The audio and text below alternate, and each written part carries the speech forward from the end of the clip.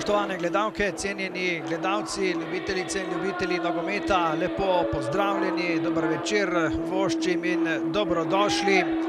4 tekme v 28. kolu slovenskega nogometnega prvenstva so odigrane, pred nami pa je še zadnji obračun v Domžalskem športnem parku. Bosta igrala Domžale in Rudar. Prosti strel za Rudar. Žoga na rob kazenskega prostora, priložnost in obramba Mulaliča. Šehić je prišel do strela in Mulalič se je moral tu izkazati. Husmani proti Široku. Širok v kazenski prostor. Še en strel in spet ni gola. Širok se prebija, krasen prodor Široka. Zdaj Ibrahimi v kazenskem prostoru. Ibrahimi igra z roko. Igra z roko in tole bo 11 metrovka. 11 metrovka za Domžalčane, potem ko je Kašnik igral z roko v kazenskem prostoru. Ibričić in gol. Domžalčani v 39. minuti vodijo z 1-0. Ibričić je podajalec iz kota.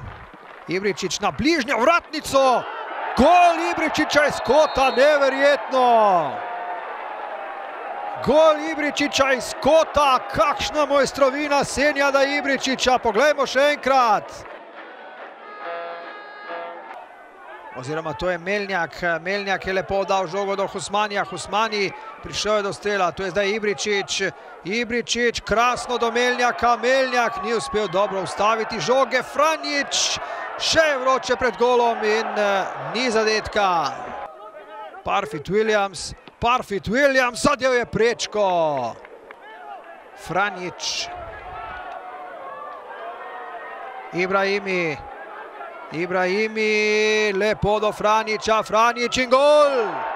Domžalčani vodijo s 3-0.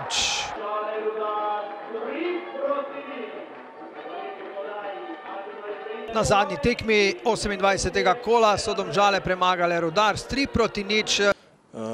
Ja, kot ste lahko videli, mislim, da smo bili skozi celotno srečanje dominantni v polju, da smo si preigrali veliko število priložnosti.